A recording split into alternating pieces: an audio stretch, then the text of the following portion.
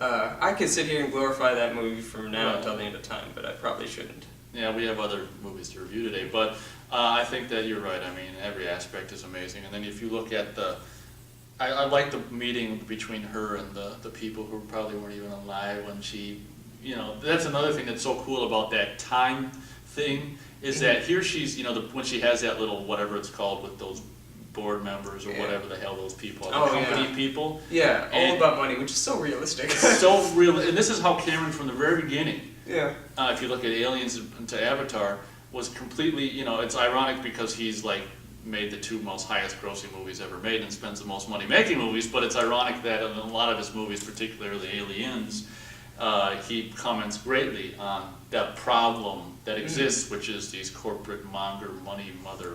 And the greatest thing, this takes place, well, like 300 years in the future at this point. Yeah, well. They're still dressed in suits. Yeah, well, They're still, I they're love still the suits. Don't you love the hokey ass kind of futuristic way, like the suits are cut? They're cut in a weird way. I think they're kind of realistic because like trends are going to change, and that'll Right, probably right. be one of them. I thought that was really cool. I was like, that's kind of like it's so realistic that rich bureaucrats are always Oh, going no, to be they're rich always gonna bureaucrats, wear- and they're always going to the look the suits same. are their freaking, And, like, costumes. that's just it. You're And- right, and they just act so.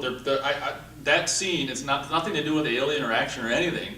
I love that scene That's because one of the it's- best. I'm sure that's one of the reasons why It's like- she got the Oscar nomination. Did IQs suddenly drop when I was away? Yeah. Ma'am, I didn't say, and Yeah, you're completely on her side. And it's like, these people weren't even alive when she was experiencing what she's talking Yeah. about. And that's what's so cool. This shit that you think is so important. It's Yeah. totally right. And Yeah, when like that. I got into a car wreck when I was a teenager, and my dad died. When all this stuff happens to you, you realize this stuff. Yeah. That all this shit that you think is so important, you can just kiss kiss all all that that goodbye. goodbye.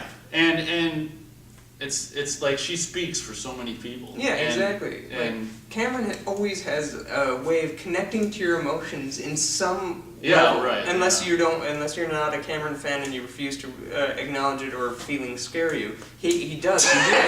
feeling scary. Well, That's true. A lot of people do. yeah, and like so. I mean, he just finds a way to make it work. And most of the people who don't like James Cameron, I work with some people that are hugely against Cameron. All of them do like Aliens. That's the one that they do sort of they stand have to, by. yeah, they have They're to. like, you're right. I will give him Aliens. Okay. And it's just like there is just something that you can connect to on some level, even if you didn't like the first movie. Yeah, My which dad some people don't. hated the first Yeah. movie more than I did. He Yeah, really he's- hates it, Huh. and he loves this movie. Well- He refused to see it until I showed it to him. I don't think He saw it at the first one in the theater, and he was like, "I'll never see the second. Why would I do that to myself? It's horrible." And then he watched the second one, and he's like, "That was great." He's like so into it. Yeah. So this is the perfect example of how to make a sequel. James Cameron, which he did again in Terminator 2, is Avatar aside, which we'll probably have to review someday, which, it really was a hell of a sequel maker. And he was a hell of a smart-ass guy in figuring out a way to make a sequel, I can't think of the word right now, but make it worthy. No, make it worthy and not just another sequel for sequel's sake by basically doing all that. I mean, the stuff he did with her character and having it be... She has character. That's something she didn't really have in the first one. She was Well, Sigourney and Weaver by that was doing- commanding. And by putting it taking place so far later and her losing her daughters, he gave her that character. He gave her a character that they ran with in the sequels. Yeah. Like, I mean, to a lesser extent because they're not as talented writers or visionaries, but he gave her something and made her probably the most iconic female character on screen ever. I don't think you could, argue that. And that was all him. What he does is he writes really strong female characters. You look at Sarah Connor as well. Yeah. You even look at Neytiri in Avatar. Yeah, I guess you're right. Or Rose in Titanic. Like, he writes these really strong, self-assured female characters that sort of put the men around them in their place, even though the men are trying to put her in her place. Yeah. Like, Joss Whedon was talking about Aliens, and he was saying that, the men around her never listen to her, and they really should, because she ends up being right, and they keep trying to put her in her place because she's a woman. Yeah, right. And they're sort of scared that a female is commanding them, but at the end of the day, who ends up surviving? Who knows what's going on, and who is more like masculine, and not in this physical sense or anything, but masculine in the sense of character and command than the other men around her. Like, I mean, and you get characters like Hicks who admire that, and I like that. So Hicks admires her? Yeah, you can clearly tell that Hicks admires her when, Paul Reiser's like, this is a military command. Hicks is next in charge. She says that to Paul Reiser, and he's like, yeah, that's right. And then he goes with what she says. Well, I think we should nuke the site. It's the only way to be sure. Yeah. And you see the rich guy, the bureaucrat, that Paul Reiser, just being like, this is an alien life form. We're going on for like 40 minutes. We're just now reciting the movie. Yeah. You don't have to see the movie. You just watch us do it, act it out. Yeah. Maybe we'll do that someday. That'd be interesting. Get set pieces. Yeah. So, I don't know. Easy 4 stars for me. Obviously, it's my favorite movie. He said 4 stars. Yeah, well, that's very cool to know that finally, because I've been meaning. Because sometimes I look at the reviews and I'm like, what's his favorite? So we'll probably cover my other. Yeah, like, I think the only other 2 movies that there's like two or three other ones that I haven't mentioned. But well, yeah, keep it hush hush until like maybe that. We'll spring. We'll spring. Yeah, keep them something for you guys to look forward to. And also me. I don't want to know what your second and third are the same day I hear what your first is. Yeah. So keep it under wraps. But I think we'll leave it at that. I think we covered it. That's our Aliens review. So be sure to hopefully check out Alien 3 review coming up next, which is hopefully the next day. Have a good one. This time it's war. This time it's war, which is kind of another good tagline. Yeah, I do like that one. Yeah. The first 3 actually all 4 of the Alien movies had really good taglines. We'll cover the other 2 We'll cover the other next 2 in the next videos. Yeah. So, are we gonna really end? Yeah, this is it. This is bye. Catch you later.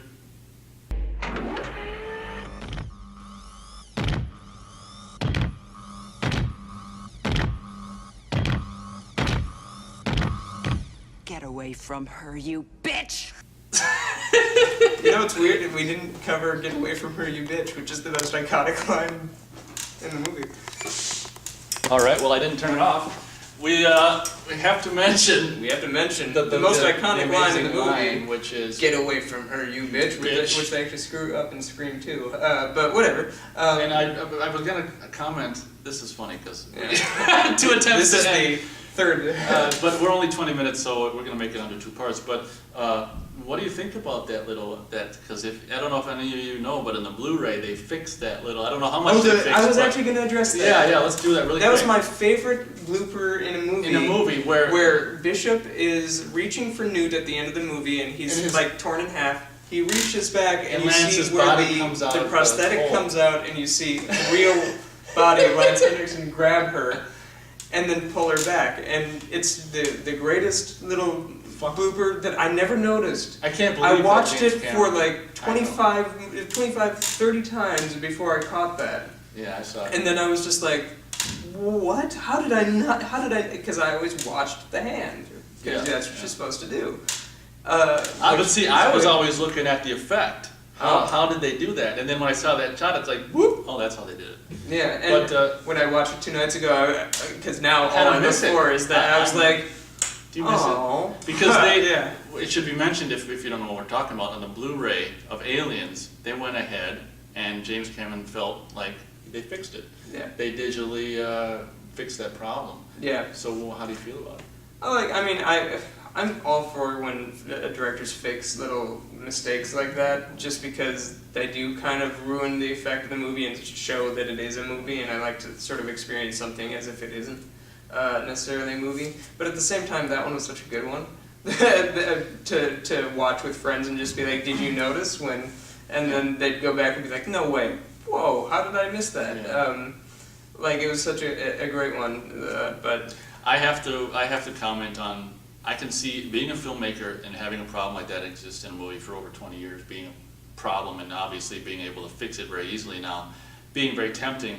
But I gotta say, from just a whatever standpoint, that I think it's kind of cheap to do that. And it's kind of the Lord George Lucas syndrome where you, in a way, it's rewriting history. You're taking something that existed in the movie since it came out, and this is how it was. You know, for whatever reason, James Cameron missed it. Everyone missed it. There it is. It's been there, and to, you know, after 20 years to fix it, it's. I can understand being a filmmaker and like I say, how easy it is to do now.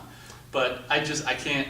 Did he fix it in both versions or just the director's cut? Oh, I don't think I watched the theatrical. I didn't watch the I'm theatrical. assuming it's fixed in both. Because if he left it in the theatrical, then I'd be fine. Yeah. Perfectly fine. Yeah, I might go home and watch the theatrical one tonight, darn. But, Oh, darn it, I gotta watch my favorite movie. yeah, pretty much. Bitch. But, yeah, so... But I'm assuming it would be fixed as well, but I'd give him points if it isn't. Yeah, if it isn't, then... But Because in the director's cut, he has free reign to do what... If he wants to turn Ripley into a pixie, he can. Yeah, Because I it's guess his you're cut. right, yeah.